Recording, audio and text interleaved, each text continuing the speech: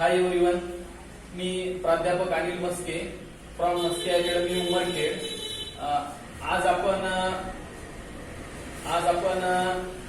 Chapter number 8 बघणार आहोत. Biology, 12th biology chapter number 8 बघणार आहोत. That is respiration and circulation. Respiration and circulation.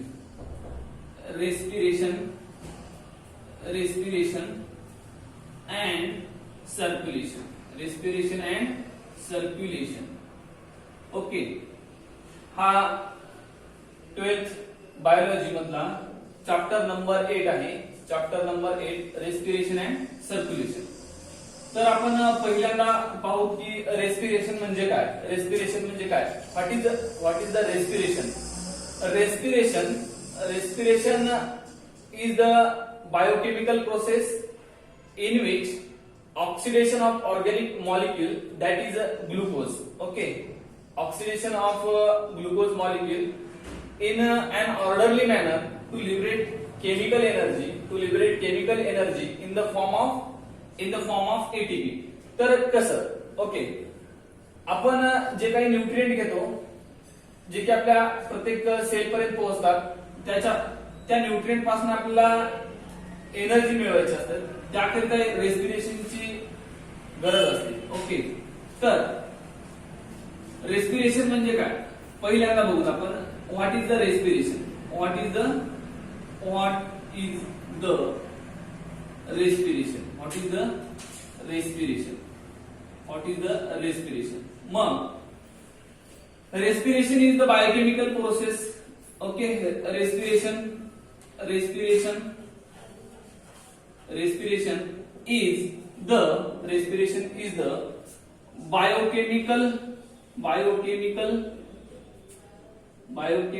process. Respiration is the biochemical process in which oxidation of organic molecule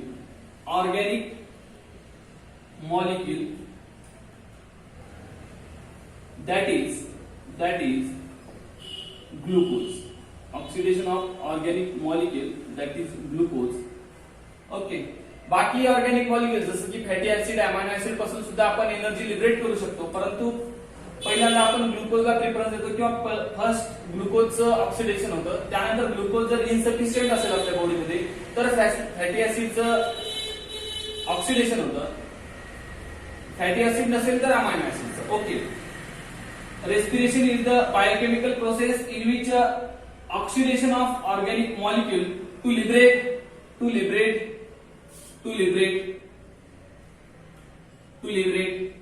chemical energy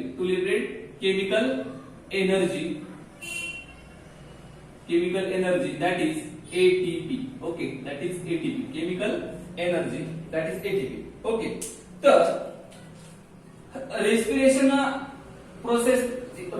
या प्रोसेसने आपण organic मॉलिक्युलचं oxidation करतो आणि organic मॉलिक्युलचं oxidation झाल्यानंतर ATP मिळतात. तर ही ATP काय आहे. एनर्जी. तर या एनर्जीची काय म्हणजे आपल्याला का गरज का आहे. तर ह्या एनर्जीचा वापर करून all living organism carry out it's life processes. Okay, म्हणजे जे लिव्हिंग ऑर्गॅनिझम असतात ते त्यांच्या स्वतःच्या काही लाईफ प्रोसेसेस असतात त्या कॅरी आउट करतात. लाईफ प्रोसेसेस म्हणजे काय. What is life processes. Okay, मग लाईफ प्रोसेसेस म्हणजे काय ते लक्षात असू द्या. लाईफ प्रोसेसेस प्रत्येक व्हेरियस ऑर्गॅनिझम त्यांच्या लाईफ प्रोसेसेस कॅरी आउट करतात या एनर्जीचा वापर करून. ओके, आणि ही एनर्जी प्रोड्यूस केव्हा केली जाते तर रेस्पिरेशन या प्रोसेसने एनर्जी प्रोड्यूस केली जाते. त्या एनर्जीचा वापर करून लाईफ प्रोसेसेस कॅरी आउट केल्या जातात. मग त्या लाईफ प्रोसेसेस कुठल्या आहेत तर सपोज ग्रोथ असेल किंवा रेस्पिरेशन असेल. रेस्पिरेशन, त्यानंतर डायजेशन. ओके, किंवा इनटेक ऑफ न्यूट्रिशन. ओके, अगोदर nutrition. Okay, growth, respiration, digestion, nutrition, त्यानंतर ऍब्सॉर्प्शन. ओके, त्यानंतर सेल डिव्हिजन, ह्या लाईफ प्रोसेसेस आहेत. ऑल लिव्हिंग ऑर्गॅनिझम ह्या लाईफ प्रोसेसेस कॅरी आउट करतात. त्यानंतर एक्सक्रीशन ह्या लाईफ प्रोसेसेस आहेत आणि ह्या कॅरी आउट करण्याकरिता एनर्जी लागते. Okay, growth, respiration, digestion, nutrition, absorption, त्यानंतर सर्क्युलेशन नंतर मेटाबॉलिझम, त्यानंतर repair of worn out cells. अशा खूप साऱ्या life processes living organism carry out करतात. ह्या सर्व प्रोसेसेस कॅरी आउट करण्याकरिता लिव्हिंग ऑर्गॅनिझमला एनर्जीची गरज असते, एटीपीची गरज असते आणि ह्याच एटीपी रेस्पिरेशन या प्रोसेसद्वारे बनतात. तर मग पहिल्यांदा आपण बघूया की रेस्पिरेशनच्या किती टाईप आहेत. रेस्पिरेशनच्या टाईप किती आहेत. ओके, व्हॉट इज रेस्पिरेशन आपण बघितलं. रेस्पिरेशन की respiration is the biochemical process in which oxidation of organic molecule that is glucose to liberate chemical energy in the form of ATP. मग रेस्पिरेशनच्या टाईप किती आहेत. रेस्पिरेशन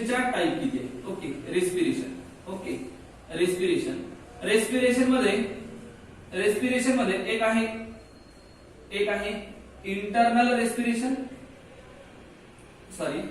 फर्स्ट आहे external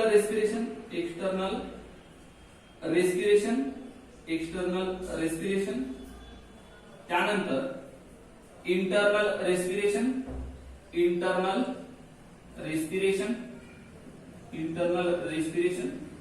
आणि internal रेस्पिरेशनच्या नंतर 3 नंबर आहे सेल्युलार रेस्पिरेशन. मग सेल्युलार रेस्पिरेशनच्या पण परत 2 टाईप आहेत. ओके, सेल्युलार रेस्पिरेशनच्या 2 टाईप आहेत. एक एरोबिक रेस्पिरेशन आणि नंबर 2 आहे अनएरोबिक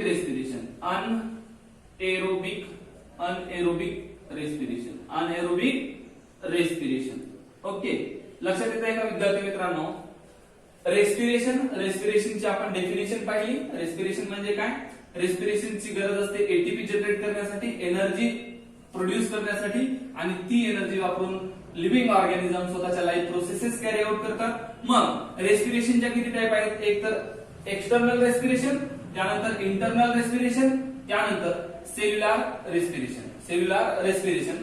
रेस्पिरेशनचा परत 2 टाईप, एरोबिक रेस्पिरेशन आणि अनएरोबिक रेस्पिरेशन. एक्सटर्नल रेस्पिरेशन मध्ये पण अशाच आपण डिस्कस करू शकतो की यामध्ये आहे breathing.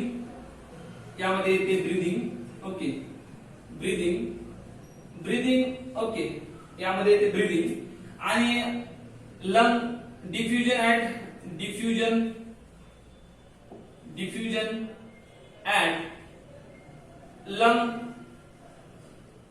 At lungs. Okay, lungs मध्ये जे काही डिफ्युजन होतं, गॅसेसचं डिफ्युजन होतं, ह्या 2 टाईप येतात.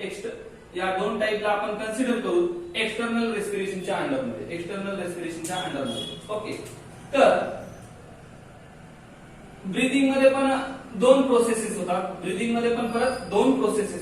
एक ब्रीदिंग मध्ये एक होतं इनहालेशन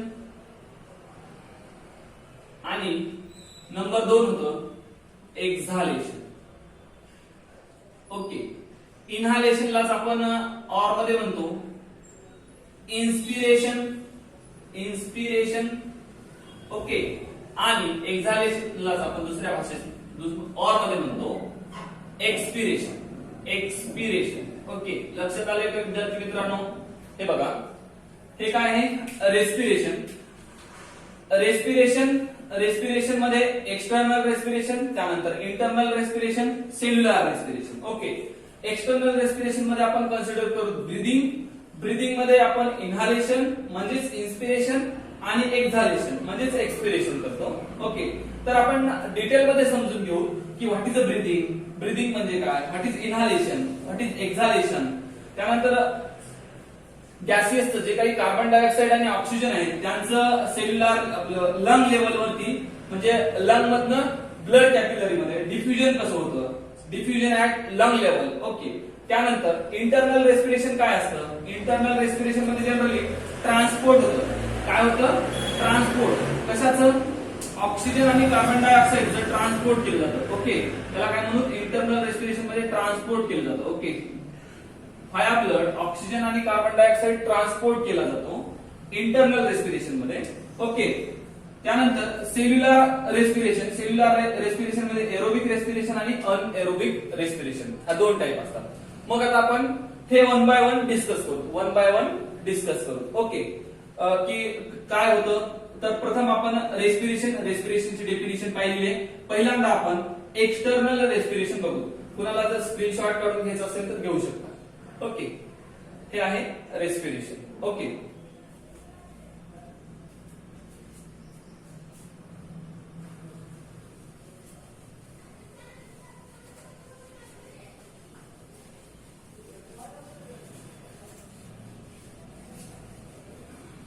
तर आता आपण रेस्पिरेशन मध्ये पहिलं बघू की what is external respiration. External respiration मध्ये काय येतं? External respiration.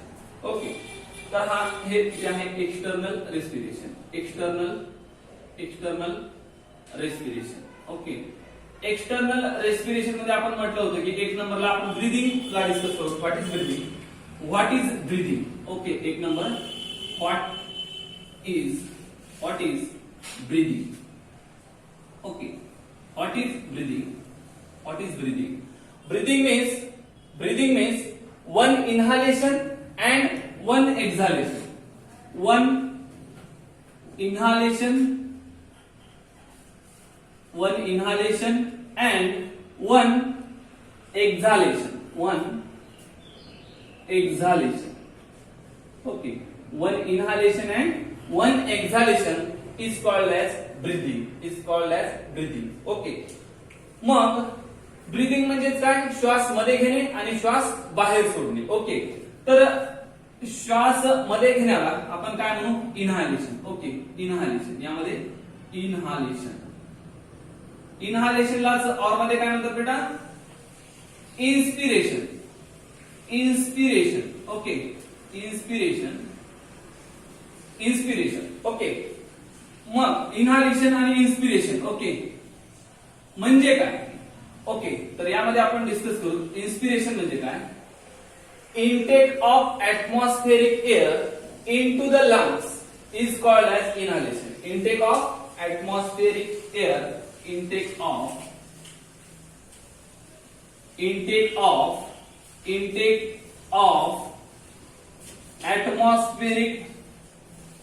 atmospheric air into intake of atmospheric air into lungs. Okay. Lungs. That is called as inspiration or inhalation. मग काय होतं? आपण जी काही एअर इनटेक केलेली आहे त्या एअर मध्ये ऑक्सिजन आपण ऍटमॉस्फिअर मधून लंग मध्ये घेतो. याला म्हणता येईल इन्स्पिरेशन. आणि हा ब्रीदिंगची फर्स्ट टाइप म्हणजे फर्स्ट स्टेप आहे. ब्रीदिंगची फर्स्ट स्टेप. त्यानंतर सेकंड आहे एक्झालेशन. एक्झालेशनलाच आपण काय म्हणतो? एक्सपिरेशन. ओके. एक्झालेशन किंवा एक्सपिरेशन या प्रोसेस मध्ये आपण काय करतो? जे काही कार्बन डायऑक्साइड आहे तो लंग मधनं ऍटमॉस्फिअर मध्ये सोडून देतो, बाहेर सोडतो. कार्बन डायऑक्साइड किंवा जी काही एअर बाहेर निघते त्याला आपण एक्झालेशन किंवा एक्सपिरेशन म्हणू. ओके. तर यामध्ये आपण याची डेफिनेशन अशी लिहू शकतो. व्हॉट इज एक्झालेशन म्हटलं तर आपल्याला सांगता आलं पाहिजे की release of carbon dioxide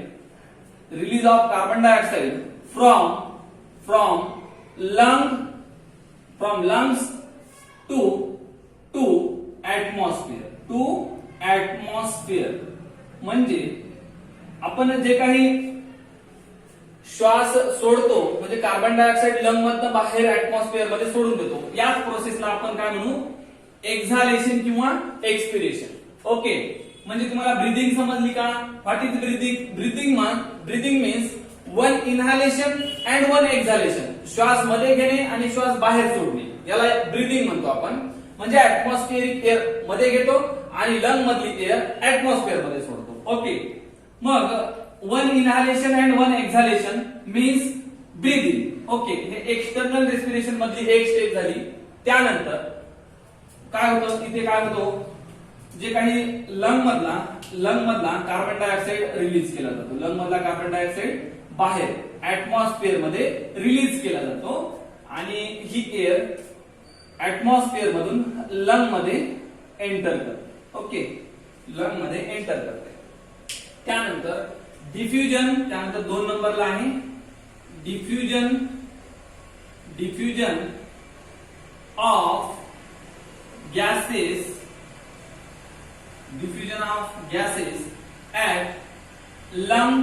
at lungs level. Lung लेवलला काय होतं, गॅसियसचं डिफ्युजन होतं. गॅसियस डिफ्युज होतात म्हणजे लंग्स मधला ऑक्सिजन हा ब्लड मध्ये एंटर करतो आणि ब्लड मधला कार्बन डायऑक्साइड लंग मध्ये एंटर करतो. यालाच काय म्हणू आपण, diffusion of gases at lung level. Okay, मग सपोज लंग, आपण या ठिकाणी लंग्स मधली एक अल्व्हेलाई, या ठिकाणी एक अल्व्हेलाई ड्रॉ करू. या अल्व्हेलाच्या भोवती काय आहेत तर ब्लड कॅपिलरीज आहेत. ब्लड कॅपिलरीज अल्व्हेलाच्या भोवती काय आहेत, blood capillaries. Okay, suppose black colour मध्ये काढतोय, ब्लॅक कलर मध्ये सपोज अल्व्हेला आहे या ठिकाणी आणि अल्व्हेलाच्या भोवती रेड कलर मध्ये काढलेली ब्लड व्हेसल्स आहेत, ब्लड व्हेसल्स. ओके, मग ब्लड मध्ये कार्बन डायऑक्साइडचं पार्शियल प्रेशर जास्त असतं विद्यार्थी मित्रांनो. म्हणजे ब्लड मध्ये कार्बन डायऑक्साइडचं पार्शियल प्रेशर जास्त असल्यामुळे गॅसेसचं म्हणजे कार्बन डायऑक्साइडचं डिफ्युजन ब्लड मधून लंग मध्ये होतं. सिंपल मध्ये लक्षात असू द्या, एक डिफ्युजन म्हणजे काय किंवा गॅसेसचं काय होत असतं, हाय पार्शियल प्रेशर कडून गॅसेसचं डिफ्युजन होत असतं. गॅसेसचं डिफ्युजन होत असतं लो पार्शियल प्रेशरकडे. मग त्यामध्ये ऑक्सिजन असो किंवा कार्बन डायऑक्साइड असो. मग कार्बन डायऑक्साइडचं पार्शियल प्रेशर ब्लड व्हेसल्स मध्ये जास्त असतो म्हणून ब्लड व्हेसल मधून लंग मध्ये कार्बन डायऑक्साइड एंटर करतो आणि जो काही ब्लड मधला ऑक्सिजन तो कशामध्ये एंटर करतो, लंग मधला ऑक्सिजन ब्लड कॅपिलरी मध्ये एंटर करतो आणि ब्लड कॅपिलरी मधला कार्बन डायऑक्साइड हा लंग मध्ये एंटर करतो, हा बाहेर रिलीज केला जातो आणि ऑक्सिजन बाहेरून मध्ये घेतला जातो. ओके, हेच काय आहे डिफ्युजन ऍट लंग लेवल. आणि याच प्रोसेसला आपण एक्सटर्नल रेस्पिरेशन म्हणतो. म्हणजे ब्रीदिंग आणि डिफ्युजन, कार्बन डायऑक्साइड ब्लड मधनं लंग मध्ये येतात आणि लंग मधनं बाहेर सोडून दिले जातात. ऑक्सिजन ऍटमॉस्फेरिक एअर मधून लंग मध्ये घेतला जातो आणि लंग मधून ब्लड मध्ये डिफ्यूज केला जातो. याला diffusion at lung level, gaseous diffusion at lung level म्हणतात. ओके, ब्रीदिंग आणि डिफ्युजन. त्यानंतर नेक्स्ट आहे इंटरनल रेस्पिरेशन.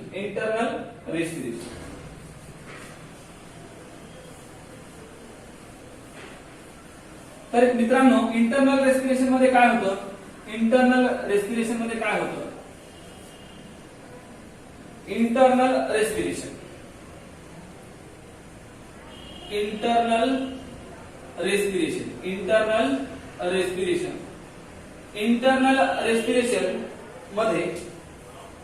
एक नंबरला आहे ट्रान्सपोर्ट होतं.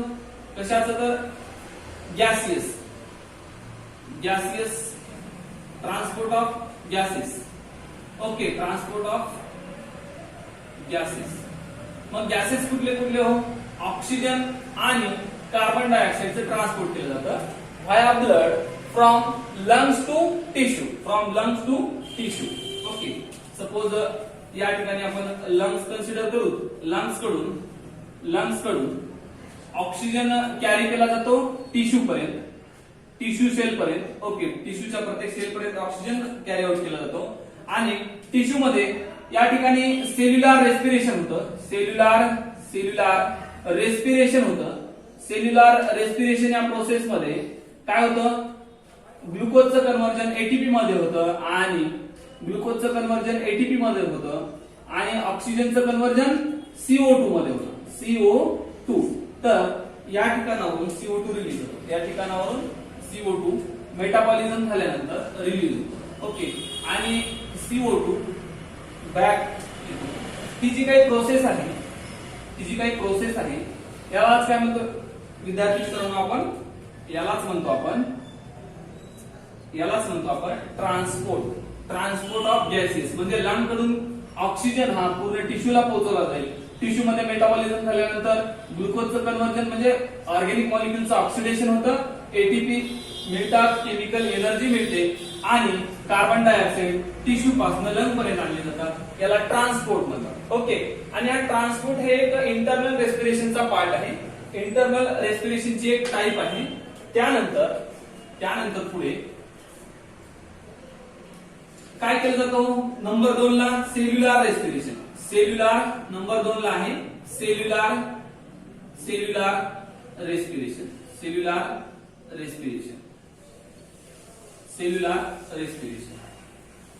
हे इंटरनल रेस्पिरेशन मध्ये ट्रान्सपोर्ट झालं, त्यानंतर लगेच सेल्युलर रेस्पिरेशन. सॉरी, 3 नंबर आहे, याला 3 नंबर देऊ आपण. 3 नंबरला आहे सेल्युलर रेस्पिरेशन. मग सेल्युलर रेस्पिरेशन मध्ये काय केलं जातं, ग्लुकोज मॉलिक्युलचं ऑक्सिडेशन केलं जातं. इन प्रेझेन्स ऑफ ऑक्सिजन जर का ग्लुकोज मॉलिक्युलचं ऑक्सिडेशन होत असेल आणि एटीपी लिबरेट होत असतील तर त्याला आपण एरोबिक रेस्पिरेशन म्हणतो. त्यालाच आपण काय म्हणतो, aerobic respiration. Okay, oxidation of glucose in presence of oxygen, that is called as aerobic respiration. Okay, aerobic respiration. आणि anaerobic respiration, glucose is oxidized incompletely in absence of oxygen and ग्लुकोजचं conversion होतं lactic acid मध्ये. तर इथे आपण first discuss करू aerobic respiration. Aerobic respiration. Aerobic respiration, it occur in presence of oxygen. This process occur in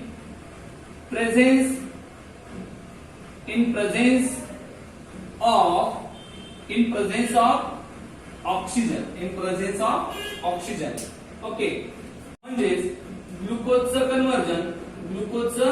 conversion pyruvic acid मध्ये होईल. त्यानंतर पायरुविक ऍसिडचं कन्व्हर्जन हे आपण 10वीला 11वीला पाहिलेलं आहे, डिस्कस केलेलं आहे. ग्लुकोजचं कन्व्हर्जन पायरुविक ऍसिड मध्ये होईल. पायरुविक ऍसिडचं कन्व्हर्जन ऍसिडिल कोए मध्ये होईल, आणि ऍसिडिल कोए टीसीए सायकल मध्ये इन्व्हॉल्व होतो आणि finally NADH2 FADH2 ATP carbon dioxide release होतात. मग जे काही NADH2 FADH2 बनलेले आहेत त्यापासून एटीपी जनरेट केले जातात इलेक्ट्रॉन ट्रान्सपोर्ट चेन रिएक्शन मध्ये, आणि एका ग्लुकोज मॉलिक्युल पासून 38 एटीपी जनरेट होतात. तर त्याचं आपण एक इक्वेशन या ठिकाणी बघू. एरोबिक रेस्पिरेशन सेल्युलर लेवलवरती एरोबिक रेस्पिरेशन झाल्यानंतर त्याचं एक इक्वेशन आहे, ते इक्वेशन या ठिकाणी आपण ड्रॉ करू. Glucose molecule that is C6H12O6, okay, plus 6 oxygen molecule convert होतात रेस्पिरेशन या प्रोसेसनी. ग्लुकोज प्लस ऑक्सिजन 6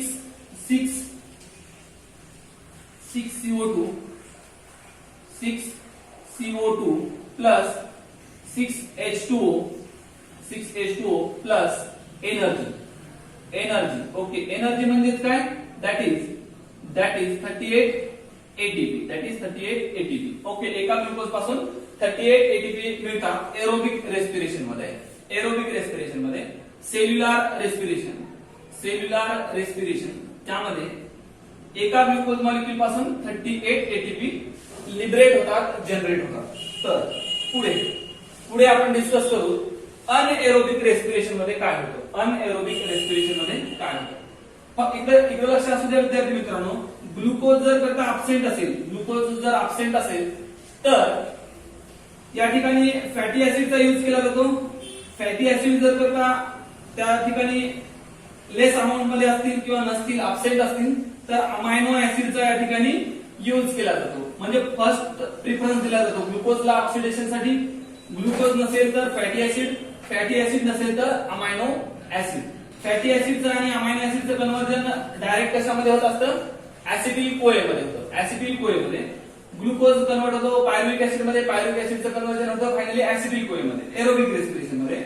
तर फॅटी ऍसिड आणि अमायनो ऍसिडचं कन्व्हर्जन डायरेक्ट ऍसिटिल कोए मध्ये होतं आणि त्यापासून एटीपी जनरेट होतात. ओके, तर आता आपण अनएरोबिक रेस्पिरेशन डिस्कस करू. Anaerobic respiration. Okay, anaerobic respiration, this process occur in absence of anaerobic respiration, occur in absence of anaerobic respiration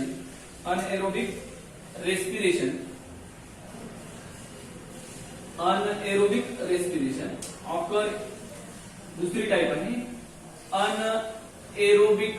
anaerobic respiration.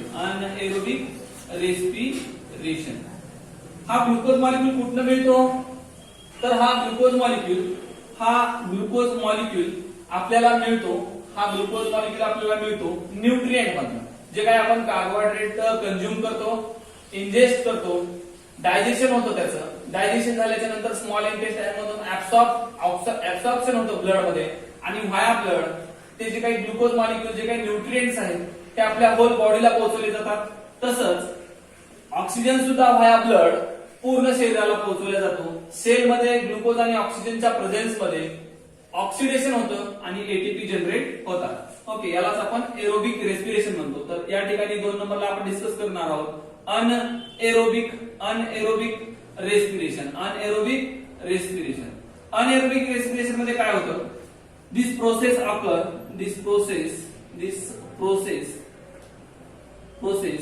occur in absence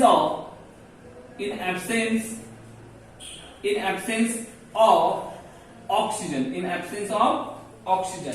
okay, मग ग्लुकोजचं काय होतं anaerobic respiration मध्ये, ग्लुकोजचं काय होतं हे बघायचं आहे आपल्याला. एरोबिक रेस्पिरेशन मध्ये तर 38 एटीपी बनल्या, तर अनएरोबिक रेस्पिरेशन मध्ये किती एटीपी बनतात एका ग्लुकोज मॉलिक्यूल पासून हे डिस्कस करायचं आहे. तर ग्लुकोज आहे सपोज सेल मध्ये अनएरोबिक कंडिशन आहे. एक्झाम्पल घेऊ, रेड ब्लड सेल आणि मसल सेल एकदम एक्सरसाइज केली आहे, अनऑक्सिक कंडिशन आलेली आहे रेड ब्लड सेल आणि मसल सेल मध्ये. तर ग्लुकोजचं कन्व्हर्जन कशामध्ये होईल, ग्लुकोजचं कन्व्हर्जन पायरुविक ऍसिड मध्ये होईल, पायरुविक ऍसिड मध्ये होईल. त्यानंतर पायरुविक ऍसिड या ठिकाणी 2 एटीपी जनरेट होतील, 2 ATP as compare to aerobic respiration. Anaerobic respiration मध्ये लेस एटीपी जनरेट होतात, म्हणजे कमी एनर्जी मिळते. 2 एटीपी मिळाल्या, पायरुविक ऍसिड मध्ये कन्व्हर्जन झालं. परत पायरुविक ऍसिड कन्व्हर्जन होतं, पायरुविक ऍसिडचं कन्व्हर्जन होतं लॅक्टिक ऍसिड मध्ये. फर्मेंटेशन होतं, फर्मेंटेशन आणि पायरुविक ऍसिडचं कन्व्हर्जन होतं लॅक्टिक ऍसिड मध्ये कन्व्हर्जन ग्लुकोजचं. आणि सेल कुठले असतील, सेल असतील. एक्झाम्पल, सेलचे एक्झाम्पल आहेत RBC and muscle cells. Okay, त्यानंतर ईस्ट मध्ये काय होतं, एक्झाम्पल घेऊ आपण ईस्ट सेल मध्ये काय होतं, ग्लुकोजचं कन्व्हर्जन पायरुविक ऍसिड मध्ये होतं, ग्लुकोजचं कन्व्हर्जन पायरुविक ऍसिड मध्ये होतं, पायरुविक ऍसिड मध्ये ग्लायकोलायसिस ची प्रोसेस होते. ग्लुकोजचं कन्व्हर्जन पायरुविक ऍसिड मध्ये होतं, या ठिकाणी पण 2च एटीपी जनरेट होतात. आणि परत पायरुविक ऍसिडचं कन्व्हर्जन या ठिकाणी फर्मेंटेशन होईल, आणि फर्मेंटेशन झाल्यानंतर पायरुव्हिक ऍसिडचं कन्व्हर्जन ईस्ट मध्ये अल्कोहोल मध्ये होतं, अल्कोहोल मध्ये होतं. ओके. तर बॅक्टेरियल सेल मध्ये काय होतं? बॅक्टेरिया आहे किंवा मायक्रोब्स, व्हेरियस मायक्रोब्स, इथं आपण बॅक्टेरिया कन्सिडर करू. बॅक्टेरियामध्ये ग्लुकोजचं कन्व्हर्जन पायरुव्हिक ऍसिड मध्ये होतं, आणि पायरुव्हिक ऍसिडचं कन्व्हर्जन फर्मेंटेशन या प्रोसेसनी होतं आणि पायरुव्हिक ऍसिडचं कन्व्हर्जन होतं विटॅमिन्स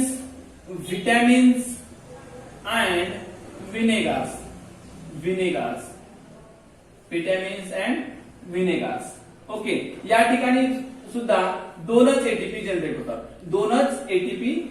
होतात. म्हणजे अनएरोबिक रेस्पिरेशन मध्ये इन ऍब्सेन्स ऑफ ऑक्सिजन ग्लुकोजचं conversion lactic acid, alcohol, vitamins and vinegar. वेगवेगळ्या सेलमध्ये ग्लुकोजचं कन्व्हर्जन डिफरंट प्रोडक्ट्स मध्ये होतं आणि एटीपी मात्र दोनच बनतात अनएरोबिक रेस्पिरेशन मध्ये. ओके. तर आरबीसी आणि मसल सेल मध्ये लॅक्टिक ऍसिड बनतं, ईस्ट सेल मध्ये अल्कोहोल आणि बॅक्टेरियामध्ये विटॅमिन्स आणि विनेगार हे प्रोडक्ट आहेत. ग्लुकोज पासून हे प्रोडक्ट बनतात इन ऍब्सेन्स ऑफ ऑक्सिजन. यालाच आपण अनएरोबिक रेस्पिरेशन म्हणतो. मग विद्यार्थी मित्रांनो, आपण रेस्पिरेशनचा काय टाईप कुठल्या पाहिल्या? एक ब्रीदिंग मध्ये इनहालेशन आणि एक्झालेशन ही प्रोसेस पाहिली. त्यानंतर ब्रीदिंग नंतर diffusion of gases at lung level, गॅसेसचं डिफ्युजन पाहिलं. त्यानंतर गॅसेसचं ट्रान्सपोर्ट. मग गॅसेसचं ट्रान्सपोर्ट होतं कसं हे आपण नेक्स्ट लेक्चर मध्ये बघणार आहोत. हे इंट्रोडक्शन आहे. नेक्स्ट लेक्चर मध्ये ह्या सर्व स्टेप ज्या ठिकाणी यांचा कन्सर्न येईल त्या ठिकाणी आपण हे डिटेल मध्ये डिस्कस करणार आहोत. मग त्यामध्ये गॅसेसचं म्हणजे ऑक्सिजन कसा ट्रान्सपोर्ट केला जातो लंग पासून टिश्यू पासून कार्बन डायऑक्साईड लंग पर्यंत कसा ट्रान्सपोर्ट केला जातो हे डिस्कस करायचं आहे. किंवा हे जे काही सेल्युलर रेस्पिरेशन कसं होतं ऍक्च्युअल मध्ये हे पण आपण डिटेल मध्ये डिस्कस करणार आहोत. हा इंट्रोडक्टरी पार्ट आहे. ओके. पहिलं ब्रीदिंग, एक्सटर्नल रेस्पिरेशन मध्ये ब्रीदिंग नंतर gaseous diffusion at lung level, त्यानंतर गॅसेसचं ट्रान्सपोर्ट, त्यानंतर ट्रान्सपोर्ट झाल्याच्या नंतर इंटरनल रेस्पिरेशन झाल्यानंतर सेल्युलर रेस्पिरेशन, आणि सेल्युलर रेस्पिरेशन मध्ये अनएरोबिक रेस्पिरेशन आणि एरोबिक रेस्पिरेशन. ओके. हे तुम्हाला डिटेल मध्ये आपण या ठिकाणी डिस्कस केलेलं आहे. तर पुढे आपण बघणार आहोत की गॅसियस एक्सचेंज होतं कसं, किंवा ज्या ठिकाणावर गॅसियस एक्सचेंज होतं त्याला काय म्हणतो आपण? गॅसियस एक्सचेंज होतं त्याला आपण काय म्हणतो? Gaseous exchange.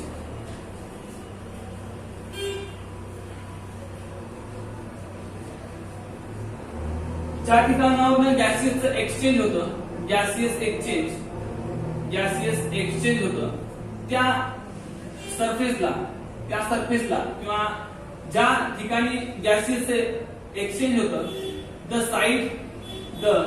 Site of gaseous exchange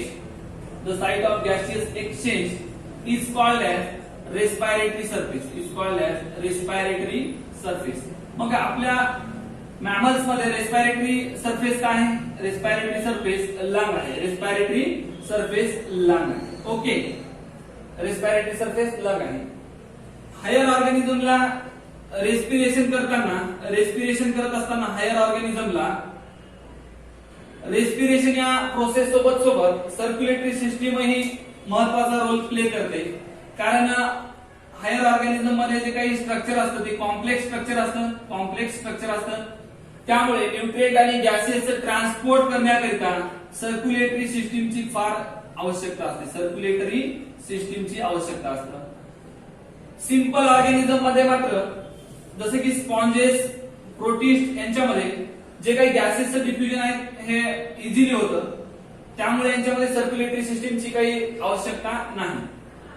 okay, मग ज्या ठिकाणावरून गॅसेसचं एक्सचेंज होतं त्या ठिकाणाला किंवा त्या सरफेसला आपण रेस्पिरेटरी सरफेस म्हणतो किंवा रेस्पिरेटरी ऑर्गन म्हणतो. The site of gaseous exchange is called as respiratory surface.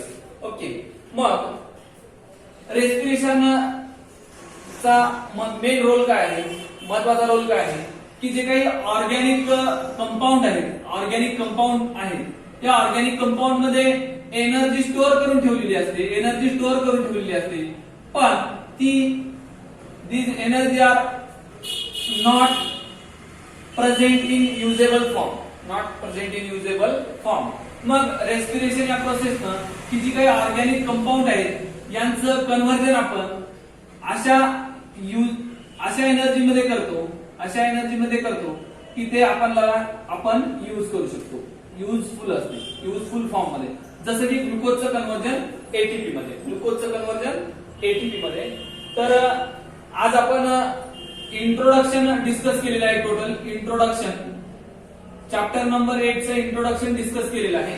उद्याला गॅसियस एक्सचेंज किंवा आपण डिस्कस करणार आहोत नेक्स्ट पॉइंट डिस्कस करणार आहोत, that is respiratory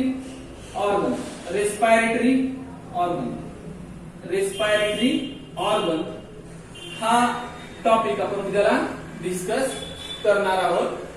next video मध्ये रेस्पिरेटरी ऑर्गन्स याबद्दल आपण डिस्कस करणार आहोत.